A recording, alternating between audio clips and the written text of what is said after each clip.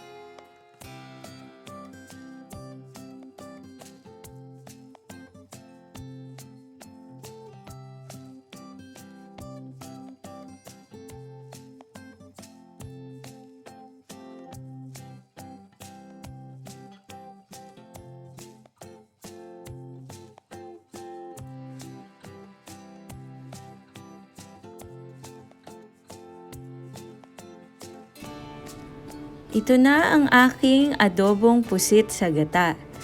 Paborito namin ang mga sili at malunggay. Sigurado, masaya ang lola ko sa langit tuwing niluluto ko ang kanyang mga ulam. Napakasimple pero puno ng pagmamalaki ng sariling atin. Ang pinaka-authentic na Filipino dishes ay ang paggamit ng kung anong mga sangkap meron tayo sa ating bansa.